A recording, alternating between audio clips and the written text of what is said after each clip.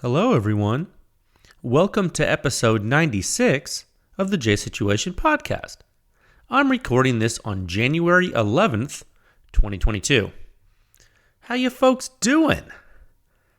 Man, I'm doing well. This year is off to an insane start, though. I'm telling you, it's so busy. I feel like and you know what? I don't know if I'm going to jinx it, but I want to say I feel like the world is getting back to business. I do, which is good. It's good because, it's also only the beginning of January. So I feel like if the first few weeks are busy, it's going to be a crazy year. You know what I'm saying? So I don't know. I have a good feeling, but I'm cautiously optimistic.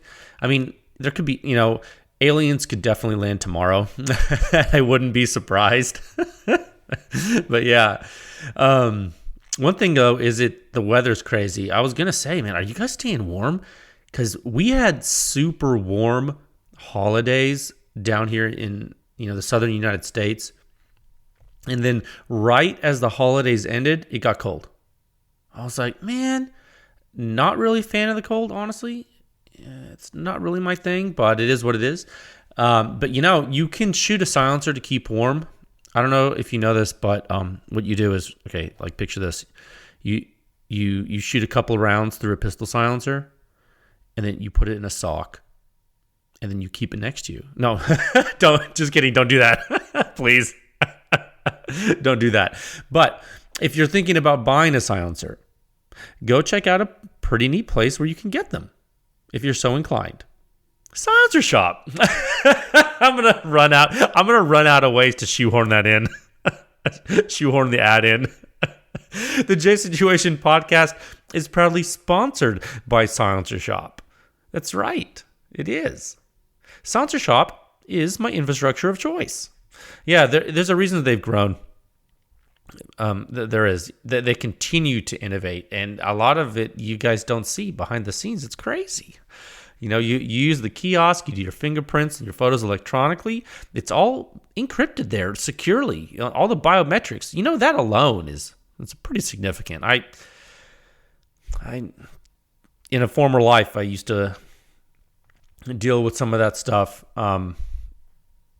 We would gather information and have it be secure for certain reasons. And I tell you what, having it all encrypted there in a system is pretty neat. It's pretty good.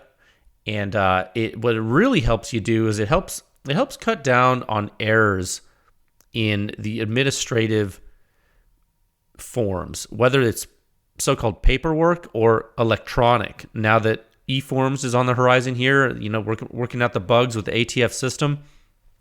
I don't know if you guys realize this, but the error rate from the Silencer Shop is very low, and you can speak with them about the error rate. It's so low, and the numbers that you get from them, one thing to keep in mind is they're statistically significant in that they are representative of a very large sample size of the market, because the sheer amount of volume of transactions that's going through the Silencer Shop system. You understand? So just keep that in the back of your mind when you see because I'm telling you, you're going to see all kinds of crazy stuff. And yeah, I think it's just something to keep in mind. The scale. Yeah. And so, knowing that you have those special techniques there to keep the error rate down is just one of those pieces of mind things. You can do this the old way, like we all used to do it. I used to do my forms in duplicate, triplicate, and take a picture of it and go to the post office. We've all done Form 1s like that back in the day. Like, this is nothing new to folks that have been in the NFA game for a while. But having that peace of mind is pretty cool if you trust someone else to do it. And you get a money back guarantee, no transfer fees. It's just you and your silencer with no drama. It truly is silencer ownership simplified. It is. And secondly, and most importantly of all, This podcast is sponsored by PEW Science, pushing the silencer industry forward one test at a time. Visit pewscience.com for the suppression rating, the simplest and the most accurate hearing safe ratings for your suppressed small arms. That's right. Based on true human sound perception. It's in section 5 of the Silencer Sound Standard. Okay, it's going to walk you through gunshot noise, sort of like Wikipedia, but it's cooler because it's about silencer sound. We show you real gunshot waveforms, and not just a little tiny part of the waveforms, the entire waveforms. From initial combustion all the way to complete blowdown. And why do we do that? Because we give you a quantity called the suppression rating. It considers the entire gunshot, and it lets you know how silencers stack up in comparison to one another with regard to the sound at the muzzle and the shooter's ear, and it gives you a hearing safe dose limit for the particular platforms on which the silencers are tested. And the only way to do that, the only way to accurately do that, is to look at the entire gunshot. Why? Well, that's what you hear when you shoot a gun. You don't come in stage left after part of it's already happened and then leave before it's done. Nah, you hear the whole thing. And just like your ears, the suppression rating cares about you. If the suppression rating is higher, it sounds better. If it's lower, it sounds louder, more harsh, and it's more damaging to your ear. That's all there is to it, guys. It's super simple. I made it simple for you, and you're not going to find this information anywhere else in the world. Now, in the 6th section of the standard, after you've done looking at how the suppression rating works in section 5, in the 6th section, there's all these reviews. They can be detailed. I understand that, and you might say, Jay, you're ridiculous. How can you possibly expect us to look at all this data? It's like, no problem, fam. I got you. Go to section 7, rankings. Sortable table, bottom line up front. You find something you like, you dig in deeper with the links in the table there for you. Takes you back to section 6, no problem. No problem. You see? There is a method to the madness. PewScience.com. No. As always, if you're a manufacturer and you would like to use PEW Science for private testing and consulting services, you can. There's a form on the website with which you can submit that inquiry. Your contact information and all the test data will be held in strict confidence unless, of course, you want to release it to the public, in which case PEW Science can help you do that. We test things all the time. Sometimes I don't think people understand how PEW Science works. Guys, some people are like, oh, well, of course, Jay's going to say something nice about that silencer. They paid him for a review. Guys, just so you know, a lot of companies pay PEW Science for testing, and you haven't seen, you've only seen a fraction, because most of the stuff we do, you're never going to see, because this is a test laboratory. When you see data that's contracted to PEW Science with monetary compensation for services, and you see that on the website, that means that silencer did so well, the company decided to make the data public. That's right. Okay, so keep that in mind at all times. You guys, some of these internet folks, it's I don't think they understand how the world works. It's like, oh, well, I don't know. Like, I bought this car, and the engineers designing the car outsourced some of the testing to a test laboratory, and they paid this test laboratory to get this data on this component of the engine. They wanted to look at the metallurgy, so they sent it to the guy, they sectioned it, they made etchings, they looked at the scanning electron microscope, they wanted to look at the grain structure of the steel in this piston. And I just don't feel comfortable with that. They should have had that lab do it for free. It's like, are you taking crazy pills? It's crazy. It's, you know what I mean? So yeah. So bottom line, PEW Science exists to help the industry, to help silencer manufacturers, to help dealers understand what they're actually selling to their customers, to help consumers understand how the products are performing, and frankly, and most of all, and I want you all to listen to this, what I'm about to say, very carefully. Most of all, PEW Science is for me. Because I'm trying to find the quietest stuff. That's right. I run PEW Science. So when I'm done with PEW Science, I will have the quietest silencers, and I'll know what the quietest stuff is. I'll know what the quietest weapons are. I'll know what the quietest silencers are for everything, and then I'll be happy, and I'll be done. And then I'll give it to the world, and everything will be online forever. And then you'll have it too. Cool? Deal? Awesome. I mean, I'm being a little facetious, but at the same time, I'm not. Like, frankly, like, the reason I'm doing this is because I care.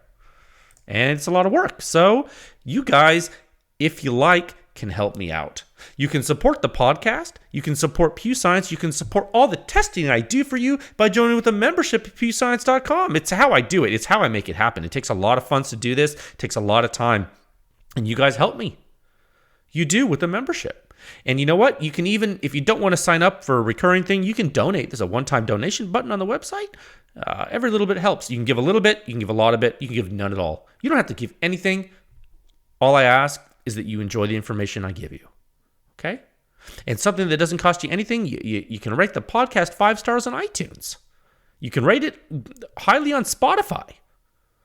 Anywhere you can spread the word about PEW Science, you can let the general public know that silencers and guns are awesome. We normalize the use of suppressed small arms. We get one step closer to getting a silencer in every household. And guess what? When PEW Science is done, the silencers are going to be quiet, or they're going to be perfect for the use case of the user. Meaning that everyone's going to know which silencers work for them. Sometimes the quietest silencer is not necessarily the answer. But sometimes it is. You feel me? That's right. 3 topics for you today. Topic 1, Sound Signature Review 662, SilencerCo Omega 9K. With 300 blackout subsonic though. What? Technical discussion. Let's dig into that. Topic 2, 40 millimeter. 40 millimeter. 40 mic, bloop. That's right. Also, anything can fit with the Knight's Armament URX 3.1 if you make it fit. Topic 3. Thank you for all your feedback on the recent 4570 test apparatus solicitation. It's been helpful. A lot of feedback on ammunition and hosts, so thank you. Also, PEW Science members are very active in the new year, and it's greatly appreciated. That's right. Okay, let's move into topic 1. Oh my gosh, I don't even have a notepad in front of me. Okay, I'm going to use this little form here. Little envelope, literally a back of the envelope calculation. I'm literally using the back of an envelope. That's what I do. Okay, I'm going to make 3 little numbers here. For topic 1, at a time of 13 minutes and 7 seconds. Topic 1, Sound Signature Review 662 on pewscience.com. SilencerCo Omega 9K with 300 blackout subsonic. Technical discussion. Boy howdy. This one came out of left field. It did, right? Let me tell you a little secret. Well, it's not really a secret, but some of you might not know. I did actually tell you this before. You might not remember. This silencer, this exact silencer, it came from a PEW Science member. That's right. He had an extra one sitting at his dealer, and he told his dealer, he said, form through that to PEW Science. And here we are. That's right. Grassroots. Consumer contribution. PEW Science. Okay? So what did I do? Well, I worked it into the test schedule is what I did. I took it out in a test series. I wasn't doing semi-auto pistol. Wasn't set up for that. Wasn't going to do that. But you know what I was doing? Subsonic 300 blackout testing. And I thought to myself, this is going to be an interesting test. And that it was. That it was. Dedicated pistol silencer, 9mm, short, 6 baffles, fully welded, tiny. Thing's about 4.5 inches long. What in tarnation? That's right. I'll tell you what in tarnation. You can do a lot of stuff with this silencer. It's kind of crazy. Some of you were probably like, 300 blackout? Dude, you put the Omega 9K on 300 blackout? Dude, what about 9mm? What about on a pistol? I use it on a pistol. Yeah, I know. I know you do. Okay, but also SilencerCo raced this thing for not only 300 blackout subsonic in full auto, but 300 blackout supersonic in full auto. Out of barrels 8 inches or longer. but they do. Now, full disclosure, SilencerCo did not respond to my inquiry to speak with them about this review at all. Yeah. So I was actually unable to get any information about the silencer, other than from the owner's manual and the website. I'm literally, and for those of you just tuning in to the J Situation podcast, I'm Jay. Nice to meet you. Also, I'm a silencer consumer. I don't sell silencers. I don't make silencers. I don't care what silencers you buy. Throw them all in the trash. Treat this as a purely academic exercise and move on with your life. For all I care, just in case there's any ambiguity about my motivation for this. Okay? I do not care what you buy. Throw all the silencers in the trash. I do not make silencers. I do not sell silencers. I do not care what you buy. Understand? I will say it again, and I'm going to keep saying it. Just so we're clear here. I do not, if you buy a silencer or you don't buy a silencer, it does not influence me. It does not move the needle on my life. Like anything. It doesn't matter. So much so that it actually, like, okay, here's an analog. You know how, like, if a butterfly was flying across the room, the air, like the perturbations in the air, like the waves would eventually like hit you in the face. Like eventually, even if you like couldn't perceive it, you buying a silencer affects me less than that. Okay? Like so much so that it would be like if a butterfly was launched into a spaceship and shot into space, like, or shot into the sun. When that butterfly left the capsule outside of low Earth orbit, you buying a silencer affects me less than that. Okay, just so we're clear. Is that clear enough? So, okay, just so we're clear. So, when I tell you I don't have more information about this silencer than what I tested and that's in the user manual, and it's because they wouldn't talk to me. And I don't have an inside track to this stuff, guys. I'm just a dude. So relax with your conspiracies, okay? All right. Now, do I do R&D for some silencer companies that are in contract? Absolutely. But I can tell you SilencerCo isn't one of them, at least not yet. So when I say this, I want you to really listen carefully. When I say you can shoot 300 blackout supersonic out of this silencer, I'm only saying that because their website and user manual says it. Do not put this Omega 9K on a 300 blackout machine gun with supersonic 300 blackout and say, Jay, don't come to PEW Science. If you do that and you break your silencer because it's not made to withstand that firing schedule, call SilencerCo. Don't come to PEW Science and give me grief, okay? But I'm just telling you, I'm giving you test data and analysis per the review on the website today, okay? Review 662. Anything other than that, you're on your own. Okay? Is this enough of a disclaimer? Just so we're clear, like I do not want people to say, Jay said I could put the 300 blackout, I could put the Omega 9K on a 300 blackout machine gun and it's fine. Like, no. It could be fine. But you need to contact SilencerCo and maybe they'll talk to you. I mean, they very well could. So, again, let me get a drink of water. This is about to go off the rails, and we're almost 20 minutes in. Hold on one second. Okay. This is going to be a long one today. I can feel it. Why not? Second week of January? Let's do it. Now, I was thinking, let me picture this. Let me give you a glimpse into my brain, I was thinking, okay, 300 blackout.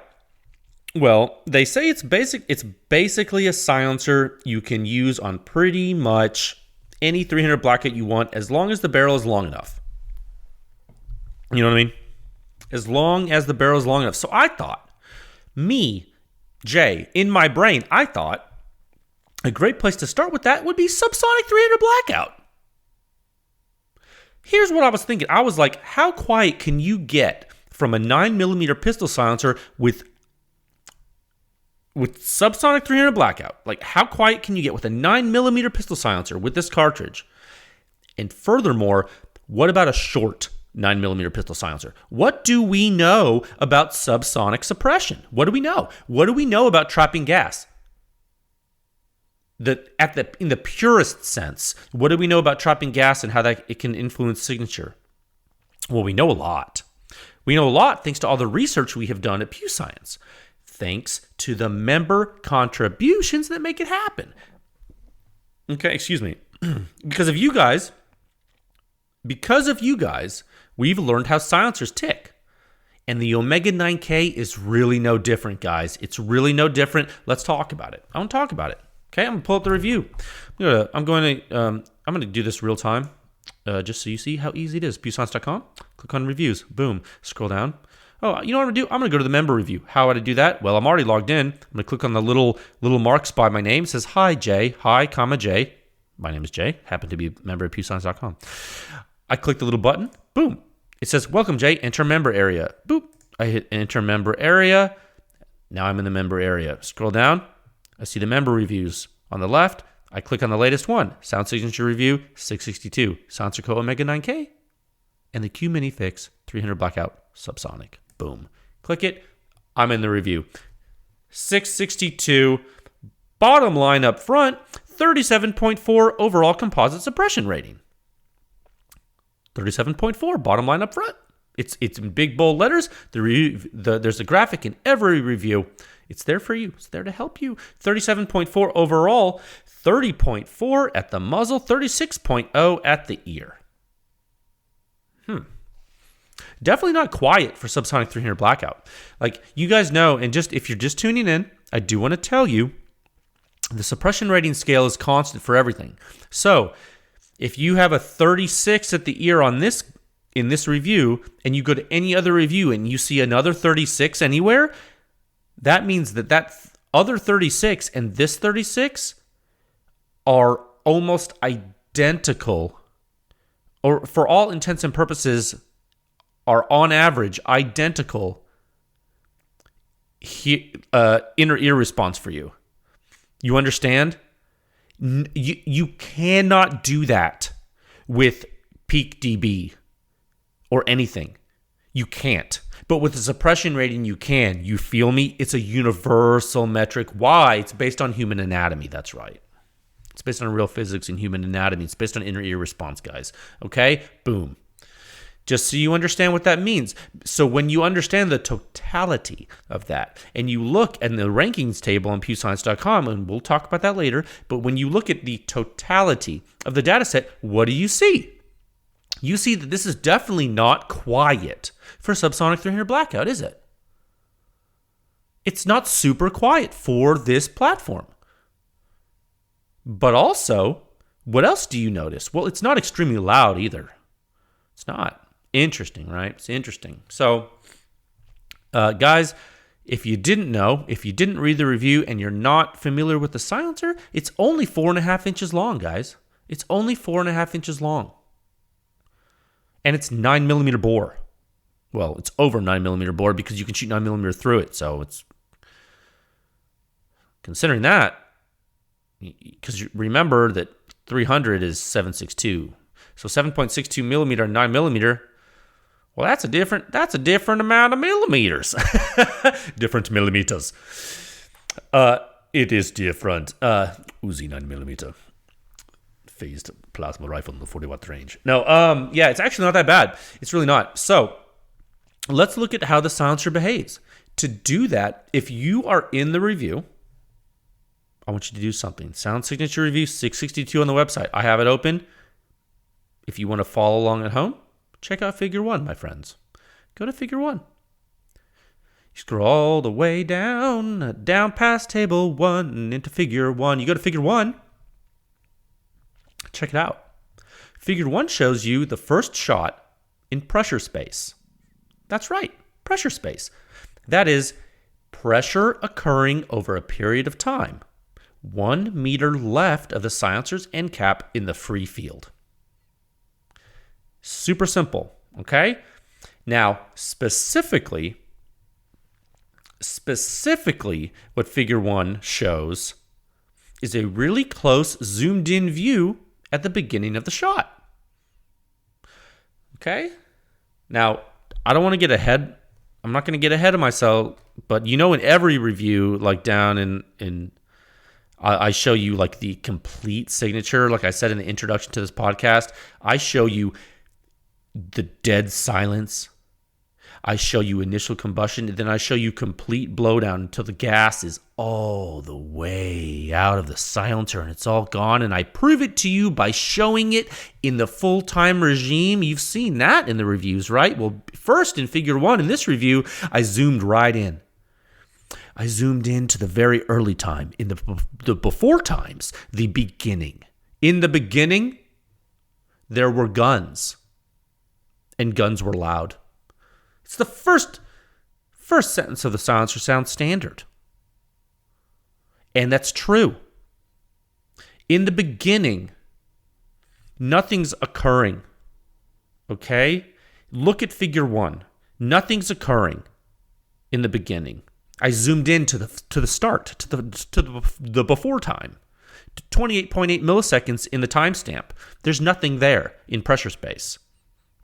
Okay, at least below the noise floor of, it's essentially nothing. There's no combustion. No combustion has taken place. You see, why?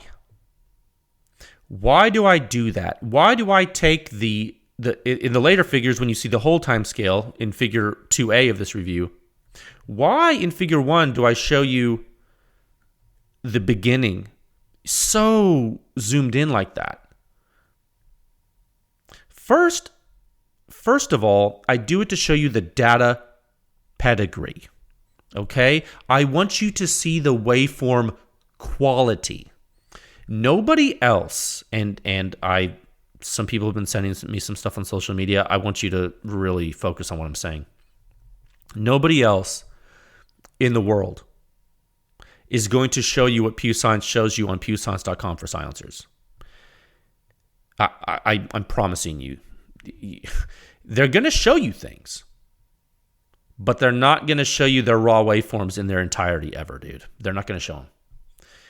And the silencer companies especially, they will never show you this. Ever. Keep it in mind. That's the first reason I show you this. Okay, to show you pedigree. The second reason I show you what is shown in figure 1 in a review like this, besides to show you the data integrity, to show you the actual wave shapes, is so you can see specific waveform features. Okay, I want you to understand the true behavior of the silencer. I'm not just showing you this in a vacuum and not speaking about it, not labeling it and showing you features. No, I'm annotating it. I go to great lengths to show you the exact features. This is all consistent. Okay, it offers insight into gas dynamics, the essence of silencer behavior. This is the essence. It's the essence of PEW Science. A lot of people forget when you talk about sound signatures, guys, you're actually speaking about pressure history in the free field. These are overpressure waveforms, guys. This is gauge pressure in atmosphere. You understand? Sound pressure signature is the result of gas flow. Got it? Okay, cool. Back to basics. Sometimes I feel like I got to bring you back to basics because I'm seeing the craziest things being posted on these forums and on social, like on YouTube. Like I mean, it is like, it's bonkerino, dude. It's totally bonkers. I'm like, what? I don't even know if bonkerino is a word. Should be. Look, it's crazy. I've never seen such. I'm flabbergasted. I'm flabbergasted at what people are doing, and I'm just like, guys, this is review 662. That's 62 publications, guys. Episode 96 of the podcast. You're wasting time. Come on. It's here. Let's do it. Okay? Look at figure 1. You see some things that should be familiar to you. First, you get internal system combustion. Remember, there's an explosion in the gun. It's inevitable. You shoot a gun, there's an explosion inside. It's how the bullet moves. Then, the explosion pushes the bullet through the barrel. During that time, guess what? There's air being pushed out of the barrel by the bullet. That air in front of the bullet, it's being pushed out. It forms what we call precursor flow. Happens with or without a silencer, my friends. But guess what? When you have a silencer on there, you force it into the silencer. Then what happens? What happens when the bore of your silencer is kind of big? And then, what happens when the silencer's kind of short? What happens when your bore is really big and your silencer's really short? What happens when the gas can get out kind of easily?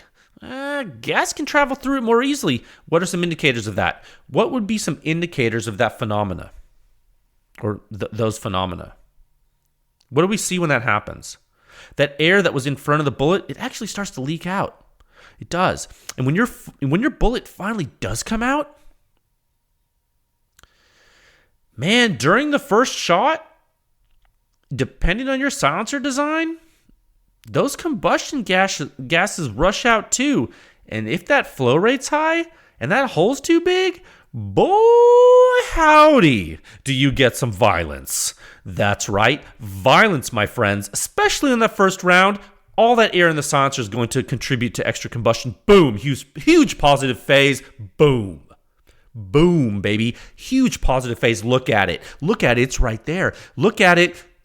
Figure 1. Look at figure 1. Look at the shape. Look at the pressure pulse that stays positive with multiple jetting peaks. Boom. That's real data. That's real first round pop. That's real waveform. That's PEW Science. It's right there. It's not new. You've seen this behavior before, haven't you? Yeah, you have. Anyone? Okay, pause. Time out. Where? Where did you see something like this happen before? In the totality. Guess. It's in the article.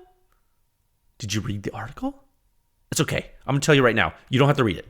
Look. Surefire, SOCOM 762 RC2 on the minifix with subsonic 300 blackout. Review 646. Bet you didn't think I was going to say that. Are you surprised? Don't be surprised. Come with me. Take my hand. Let me lead you through the forest of understanding. What is the difference between a high flow rate, long 30 caliber silencer and a high flow rate, short 9mm silencer? To boil this down simply, basically, the overall loudness is a little different and the first round pop's different. Other than that, it's close to the same sport. Here's a homework assignment if you missed it in the review. I want you to go to the review. I want you to look at figure 1 and figure 2B in the Omega 9K review, okay? Then I want you to go all the way back to review 646 on the Surefire SOCOM 762 RC2. And I look at figure 1 and figure 2B in that review. What do you see? Let's do it right now. How would I get to 646? Well, I'm gonna open a new window because that'll be easier. Because I can talk back and forth. Open new window, boom. Member area, boom. Oh, you know what I'm gonna do? No, that's stupid. I linked it in the review. I could do it even faster. That's right. It's in this paragraph. Open new window, boom. Got it. Now I have review 662 open in one window and review 646 open in the other. That's right. Scroll all the way down to figure 1 in 646 of the Surefire review and figure 1 of 662 in the SilencerCo Omega 9K review that we're talking about. Okay, now I'm side by side. Now, what do you see? What similarities do you see and what differences do you see? I'm telling you right now, family, La Familia, broham, brother. Let me tell you, brother, bullet exit event clearly defined with the Surefire. Clearly, it's so pretty. It's so pretty. First shot there. Scroll down in the Surefire review. Actually, you see it's really great. It's one of the most beautiful plots I've ever seen in my life, frankly. Figure 2B there for you. It is extremely clearly defined. Every shot with the Surefire, right? Every shot, that bullet exit event, you see that N-way, boom, right there. Not supersonic, my friends. That's right, this is subsonic. See, because PEW Science, we look at all of the waveforms. We don't just randomly omit parts of a waveform and pretend it doesn't exist. Well, I mean, you would do that if you don't want to study how the silencer works. But we do, because this is how to learn. So you go back to the Omega 9K, go back to the first shot. Well, Omega 9K, it goes crazy. Huge positive phase. You're like, there's 3 peaks. What's going on? That's first round pop, my friends.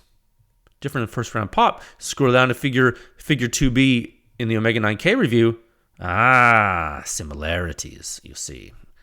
But it takes shot 2 to get there, and shot 3 to get there again. You see, there's an FRP difference in the two silencers.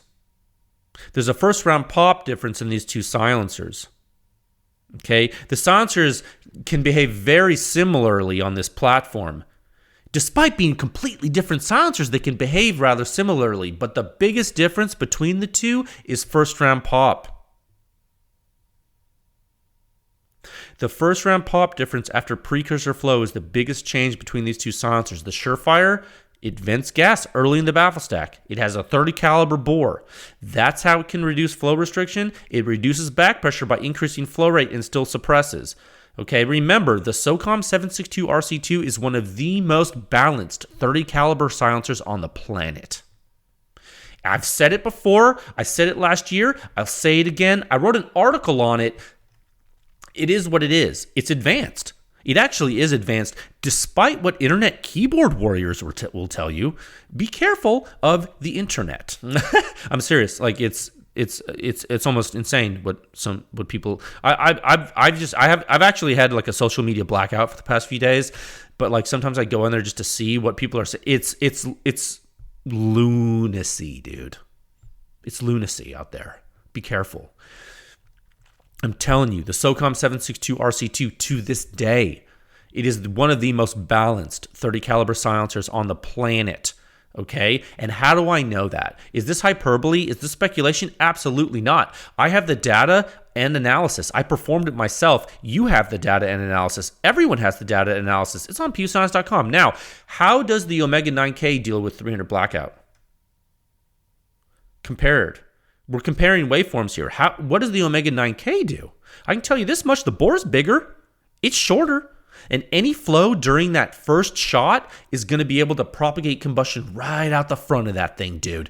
There's no alternate flow paths here, guys. There's no complexity. It has a built-in booster cage because it's a pistol silencer too, and you can put a piston in there.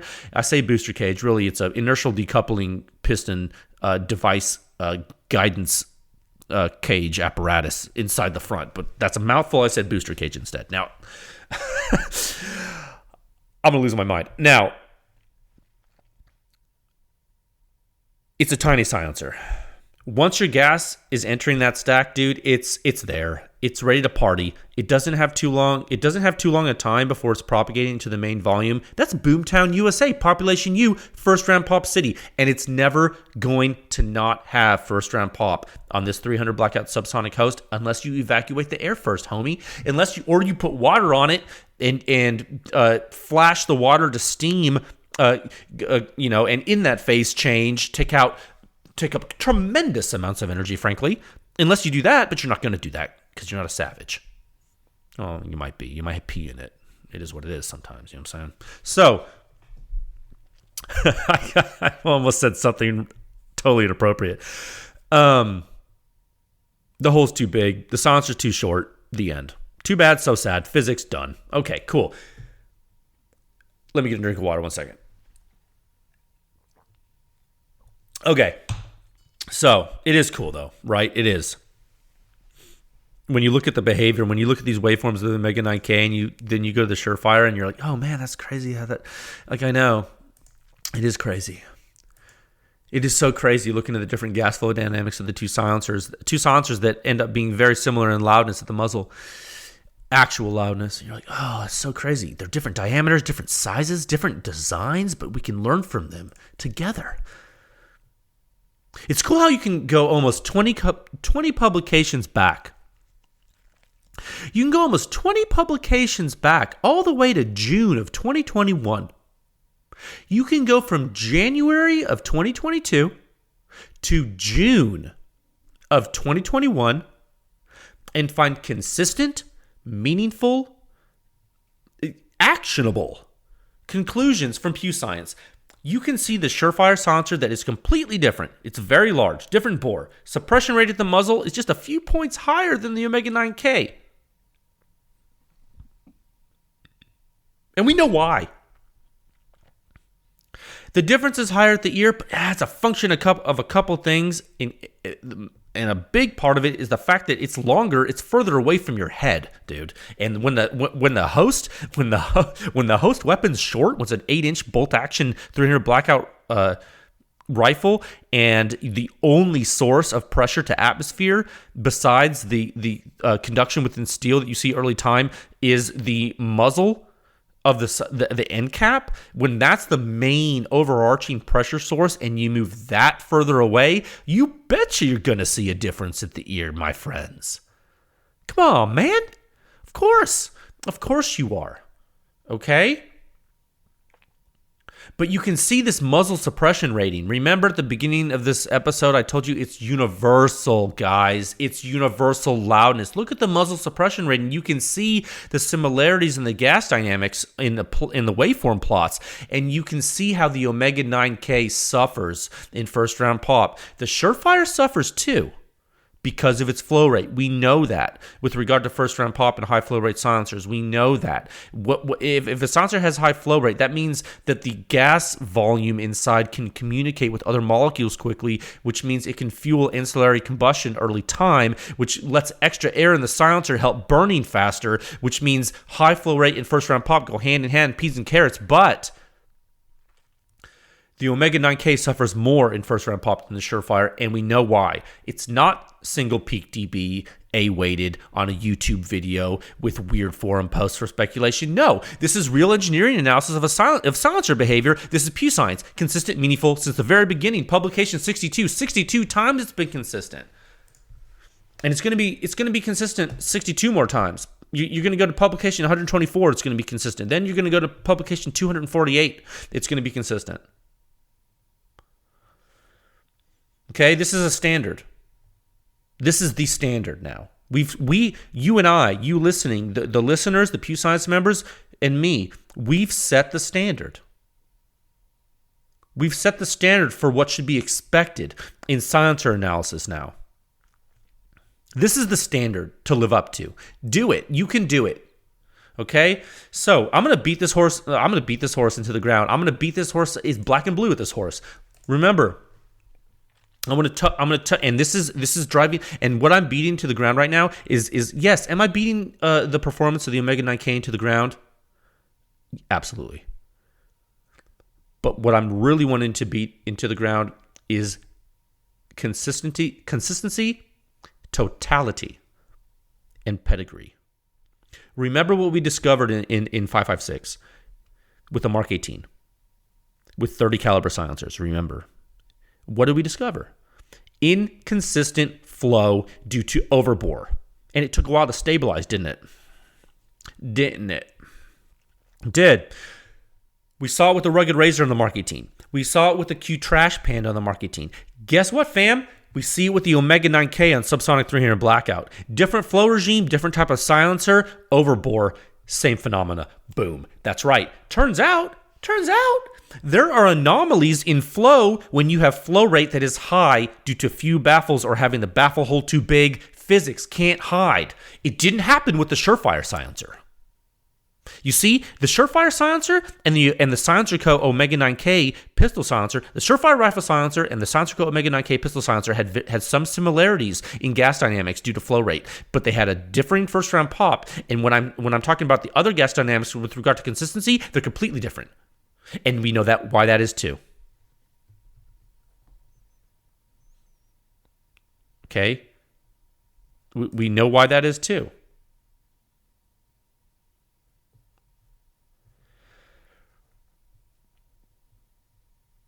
It didn't happen. It didn't happen with the Surefire. It happened with the razor and the trash pan on the Mark 18. Look at figure 3. Let's go to figure 3. I'm back in the SilencerCo review. Figure 3, figure 3A, figure 3B. Huge shot 1 impulse peak with super steep slope. That goes back to what we just talked about, right? That's how you know that first round pop is crazy. Okay? You saw it in pressure space with the positive phase impulse and with long duration. Now you see it in impulse space. What is the physical meaning of what you see in early in the shot 1 black curve in figure 3? What is the physical meaning of that? The physical meaning of that is significant positive phase pressure accumulation in early time. Why? Impulse is the time integral of the pressure curve. The pressure time curve, take the integral, you get impulse.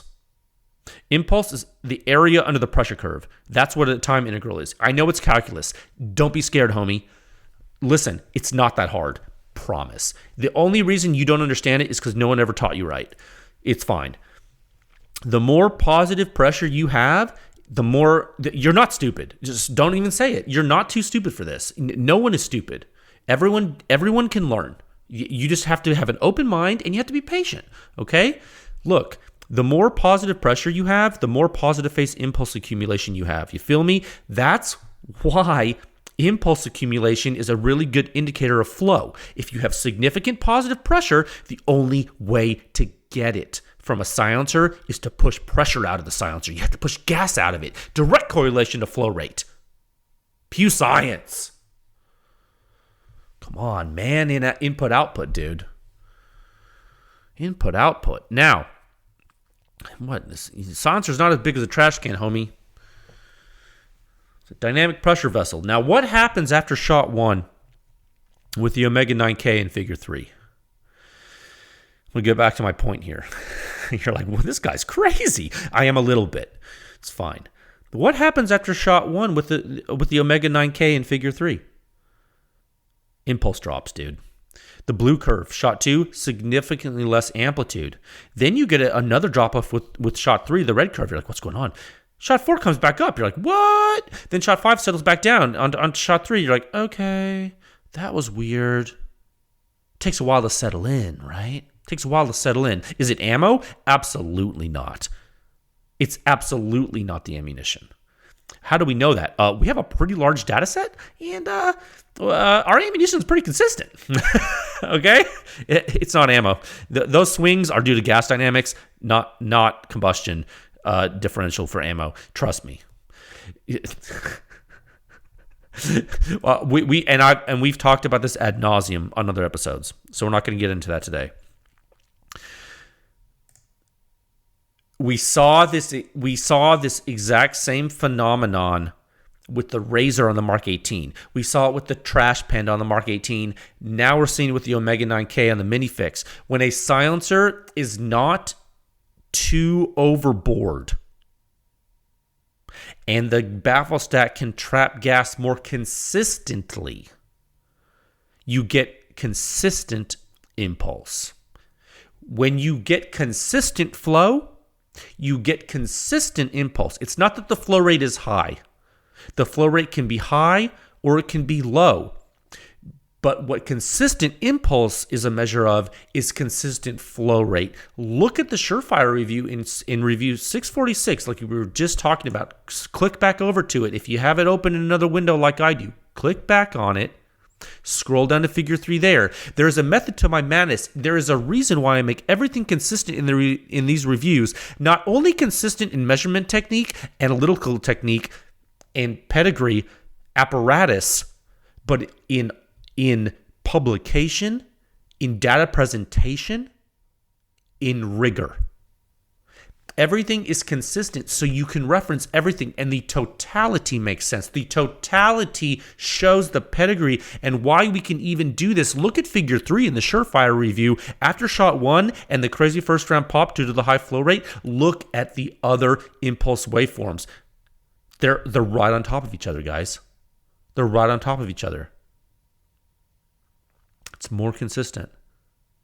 More consistent flow rate. Huge first round pop in impulse space, and then the other impulse waveforms are lying right on top of each other. That's consistency from shot to shot. You feel me? Consistency. So Omega 9K doesn't have that with 300 blackout. Why? It's too small. The hole's too big. The gas flow is too erratic. It's not built for this. It's a 9mm pistol silencer, guys. Where a lot of other stuff's going on. This is 300 blackout subsonic out of a bolt action. It's going to highlight deficiencies. It's going to highlight inconsistencies. Why? Strict test host. Strict testing. Consistent testing highlights inconsistent performance with products. Okay? So I hope you learned something from this review. I'm squeezing every last drop of information out of this because I want you to see the value. We will know how the silencers perform and how they work. We will give you confidence in the information so you can use it as a tool for your own understanding. Now, I took a direction.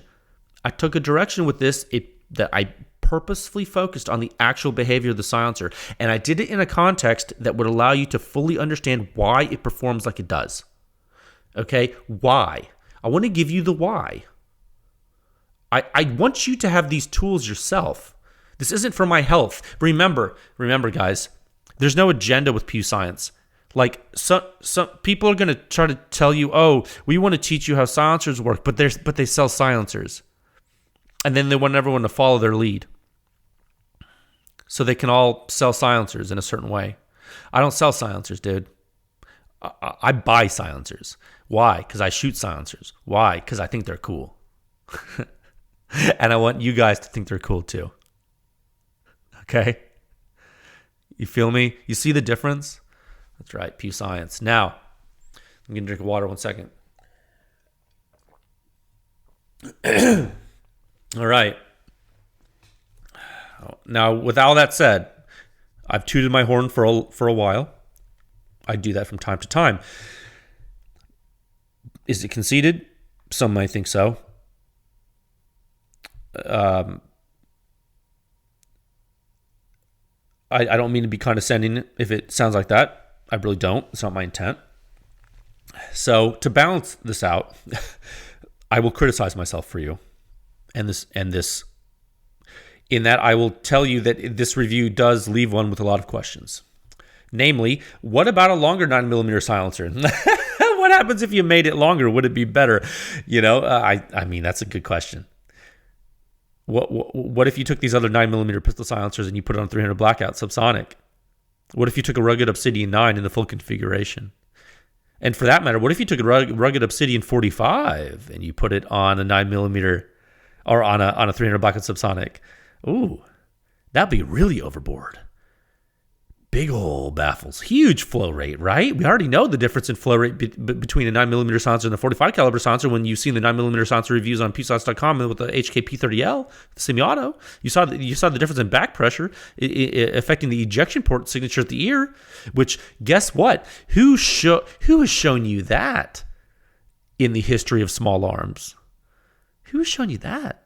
That the overall loudness would be louder from a short 9mm pistol silencer, but the sound signature at the ear, even though the overall signature is louder, the sound signature at the ear would be pretty much just as damaging with a short version of a 45 silencer compared with the full version of a 9mm silencer. Who has shown you that in the history of suppressed small arms with actual quantitative data? Nobody but PEW Science. See, I thought I was going to not toot my own horn, but there I go again. Sorry. Now, That's one question this review didn't really answer for us. What happens with longer 9mm silencers? Frankly, it's a really good research direction. We're not going to go there this right this second, but keep that in your back of your mind for a rainy day. We'll revisit it later. Then, what's another question you might have? You might say, well, that's all well and good, Jay, but what about first round pop? Does first round pop get better when the 9mm silencer gets longer? See, it goes back to the 9mm silencer question. What happens with these longer silencers? Are you going to get more consistent flow rate? Are you going to get more consistent performance? Does your first round pop get bigger when you use a longer 9mm silencer? You see where I'm going with this? I'm like, does this mean that 9mm silencers suck on 300 blackout, or does it mean that the Omega 9K was just maybe not the best example of a 9mm silencer to use on 300 blackout? You feel me? So those are some really important questions. And then specifically to the Omega 9K, well, how does the Omega 9K do on a pistol? How does it do with 9mm? I mean, it's in the name. It's a 9. It's a 9mm silencer, Jay. Why didn't you test it on a pistol? Well, I know. I will. But, okay, I didn't have it. Now I have it, and I tested it, and we'll test it more. But it's a good question. I don't know. We'll see. And then finally, elephant in the room, frankly, and for those of you, and especially for you NFA guys, how does this do on supersonic 300 blackout? And frankly, really big elephant in the room. The rabid elephant that might have some kind of... Is there mad elephant disease like mad cow? I don't know. But the really crazy question to me is, can you put this on supersonic 5.56, dude? If you can put this on supersonic 300 blackout machine gun, if SilencerCo says you can put the Omega 9K on a supersonic 300 blackout machine gun with a barrel of 8 inches or greater, does that mean I can put this on a Mark 18? Surely not. Does this mean I can put it on a 11.5, 5.6? Surely not. Or maybe I can. I mean, I don't want to break this one because I need to test with it more. But and plus, like that guy like transferred it to me. I'm gonna break it, silencer. I don't know. It's a good question. I think you're gonna have to ask SilencerCo, guys. I don't know. Okay. So I'm gonna. That's kind of those are my to summarize my unanswered questions right now, or what this data analysis kind of brought me to, and all the discoveries we made. All the parallels we drew between a high flow rate silencer that's a 9mm bore and a high flow rate silencer that's a 30 caliber bore, like or 7.62 bore, like the SOCOM 762 RC2. All those things that we learned that we just talked about. For all those things, we brought up questions. What about longer 9mm silencers on the platform? How do they specifically mitigate first round pop inconsistency? How does the silencer do on semi-auto 9mm pistols? And can you use this on a supersonic 300 blackout machine gun like SilencerCo says? And therefore, can you use it on a 5.56? Because if you can, oh my gosh, what a versatile little can, dude. 4.5 inches long. I can put this on my M16? Nah, son. I don't think so. Or maybe you can, which would be wild. And if so, why aren't more people doing that? Is it because the half 28 mounts hard to get? I don't. I'm just kidding. I don't know. Put an ASR in the back. I don't know. Or actually, I don't know. It's alpha thread pattern. There's probably yeah. But you can. You can put a muzzle device in the back of that thing. Yeah. So anyway. Oh yeah. You know what? We also have to talk about. Yeah. So all in all, that's right. Figure 6, we didn't even talk about Figure 6, guys. The graph with all the silencers on it. The graph with all the silencers on it. You know, in context, let's talk about this in context really quick. In context with Figure 6, showing you guys how the Omega 9K stacks up with the rest of the silencers that are shown on subsonic 300 blackout from PEW Science. It's pretty far down in the rankings.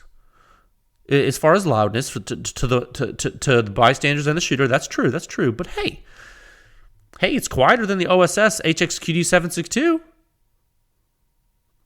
Now, we know why. I mean, those of you who have listened to the podcast, those of you who read the reviews, and you've heard me talk about this, you know why. That OSS silencer, now that is a silencer with high flow rate, my friends. What do we know about high flow rate and subsonic 300 blackout? High flow rate and subsonic 300 blackout are not best friends. They're just not. Sometimes you can have really high flow rate and do better, but you got to do special stuff. Look at the list. What do you know that has a really high flow rate on that list besides the SOCOM 762 RC2 that we just talked about that does pretty good? Well, the Hyperion K right next to it on the chart. Pretty high flow rate. And it does pretty good too. It's not super quiet, right? The Half Nelson is quiet. The SOCOM 300 SPS from Surefire, that's quiet. The SIG SRD 762 TIQD, that's quiet on 300 blackout. But the Hyperion K, it's really quiet for its flow rate. The SOCOM 762 RC2, pretty dang quiet for its flow rate. And this Omega 9K, guys, for its size and its gigantic bore, it's not bad. It's small, and it's not bad. The Omega 9K is basically in between the OSS and a YHM Resonator K on subsonic 300 blackout. And you know what? Some of you may say, well, duh, Jay, I could have told you that. And you know what, friends? Yes. You very well could have told me. If you have shot those 3 silencers on this platform, you could have said that. And you know why? Because the suppression rating's real. Next topic. That's right. All right. We are done with that. I think that definitely worked well. Topic 2 at a time of 1 hour, 1 minute, and 53 seconds. Okay. Topic 2, 40 millimeter. 40 mic. Bloop. That's right. I love that bloop. You know what the bloop sound is? I know I'm being silly. I'm saying the word bloop, and it might go over your head it's just a joke. It's the reason I say it. When you load a projectile into a 40 millimeter grenade launcher, that large diameter, the sound transmittance through the orifice, due to the length, the resonant frequency is relatively low for the duration, and it can best be characterized by the onomatopoeia bloop, bloop. An onomatopoeia is a word that sounds like a sound when you say it. Yeah. So, that's the first topic I wanted to talk about in this. That's the first subtopic, and also I was going to talk about the Knights Armament URX 3.1 because it's crazy. So, you're like, oh my God, Jay's lost his mind. You know what? I'm a little burned out. It's January. Let's do this. I got my 40 millimeter. I didn't want to jinx it. I didn't. And that's why I didn't want to tell you about it. I kind of spilled the beans that, like, I posted a picture with a beehive around. I was like, oh my God, beehive. And then people were like, what? Yeah. I didn't want to tell you about it. I didn't want to jinx it, but because the Form 3 was still, I was like, oh my God, please let this happen. So now I have it. Let me tell you all about it. Let me tell you all about this grenade launcher that I bought. It's from a company called Airtronic. Okay. It's a machine shop defense contractor. It's not widely known.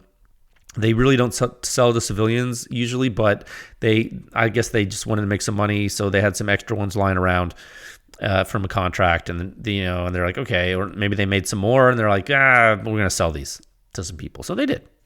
So I bought one. I was like, that's a pretty good deal. I'm gonna buy a 40 millimeter grenade launcher. I've always wanted a grenade launcher. Who doesn't want a grenade launcher? So it's a standalone. It's a standalone grenade launcher. Has its own chassis for the receiver. You put the receiver on this chassis, comes like that. Has an AR grip, mag pull, folding stock, dude. It's badass, dude. This is a badass weapon, my friends. Guess what? Guess what else? I detach it and attach it to the bottom of a quad rail. What's up? That's right.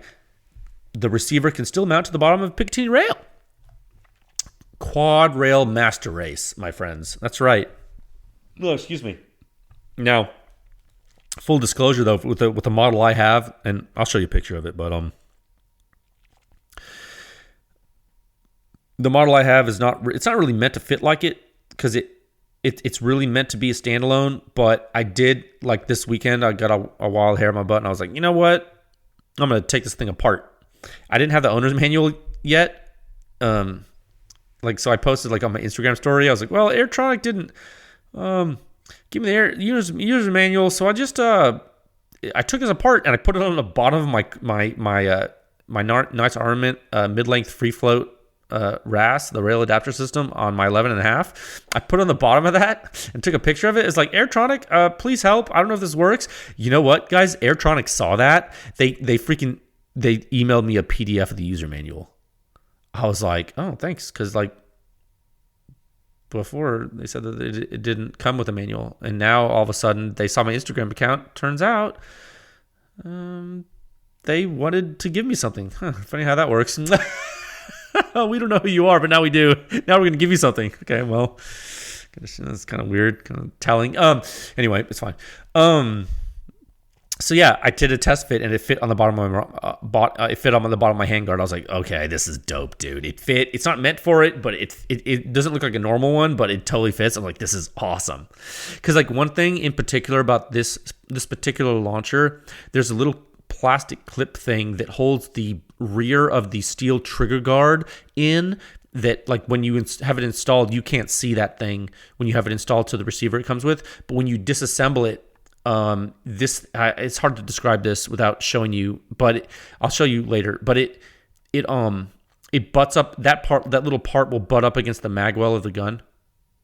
So I got to play with placement to really understand like what you can do when you have an M203 grenade launcher mounted to the underside of your gun. Like what is acceptable, like as far as like ergonomics, like how far forward do you want it, like.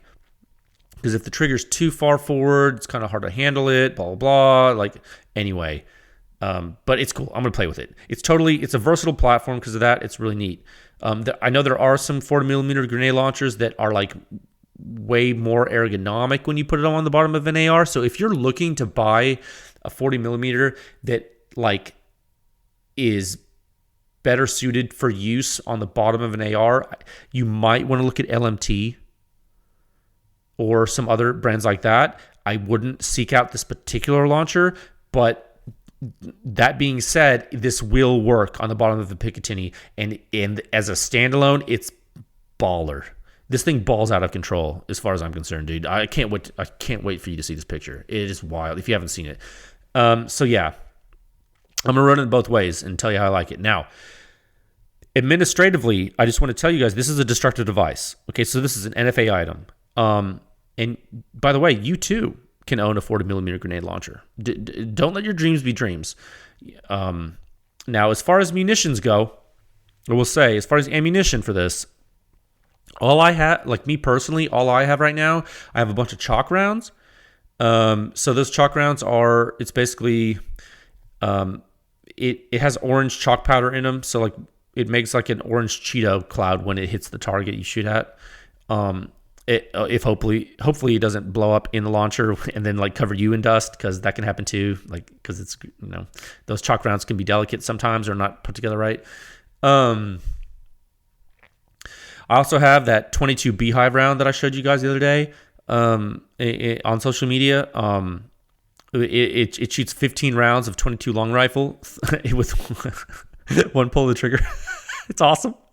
So there's that. So yeah, you can get those type of things. You can get 40mm rounds that shoot shotgun shells out of them, that shoot multiple shotgun shells at once. You can get tear gas. You can get flares. You can get flashbangs. You can get high explosive grenades. You can get special special types of grenades. But always remember, the secret ingredient is crime. So I'll just leave you with that. You don't need to, I like that saying is, it's a joke, but it's also not. Do whatever you want. Okay? I'm not telling you to break the law, but I'm also telling you to do whatever you want. Like I'm not your dad necessarily. So yeah, it's cool. It's not a 37 millimeter flare launcher. Okay, this is a 40 millimeter grenade launcher. This is a destructive device. It's not the easiest thing to stockpile ammo for, but I tell you what, it's definitely not the hardest either. I think I'm gonna test this with PewSoft. Honestly, I am. I want to know how loud it is. I want to know how loud those chalk rounds are. I want to know how loud the beehive round is. Okay, I do. It might, and you know what? I think it might be good information for you guys to have. At the very least, it'll be entertaining. And frankly, maybe I'll just make it available to PEW Science members only. I don't know. I kind of want to show everybody. It's cool. I don't know what I'm going to do yet. Or I don't even know if I'm going to test it. I kind of want to. I probably will. It could be a good idea for folks to have that info, man. I don't know. I feel like everyone needs to know how loud the chalk rounds are at least. Like they're like, oh man, it's just a practice round. I'm not going to wear my hearing protection for this. I'm like, maybe you want to. I don't know. Why don't I test it and tell you? You know what I'm saying? So yeah. So I'm gonna post a photo of it with today's episode. Check it out. Okay. I think it's cool. I think it's fun. Now, I'm going to post it with the stock folded so you can see how dang compact it is. I'm psyched. And if I sound excited, it's because I am. Okay? It's crazy when you see it. Also, for scale, I'm going to show you the Knights Armament URX 3.1 that I somehow made work with a 13.7-inch barrel. Don't do it. Let me get a drink of water 1 second. Guys, don't do it. Just so you guys know, that is not a good idea. Don't do it. If you have the parts, you can make it work. If you have a muzzle device and some big machine shims and a mount that clears the rail, the particular one you see, you're going to see in the photo, it's an R&D sample mount. Don't ask me. You're not getting it right now. And so I'm not going to talk too much about the mount other than to say it lets me use a silencer on this gun that has the standard thread pitch in the back. Understand? So that's the only reason it's there. Yeah. So I will say, and I kind of made this public that I told people I wanted to use the SOCOM 556 RC2 on this barrel. It's a 13.7-inch intermediate gas, which is rare. And yeah, I wanted to use the Surefire. I wanted to put the Surefire on there. That was what I wanted to do for aesthetics and frankly for sound and just because I wanted to do it. That's what I wanted to do. And yeah, I wanted to use the RC2, but I can't because the rail won't let it fit. Sucks. Yeah, this is just a personal project. Okay, this isn't a PEW Science thing. This is a J thing, dude. It was like a gun I was building. I was like, man, I want to put the Surefire in here. It's going to be dope. So yeah, haven't shot the upper yet, but I think it's going to be awesome.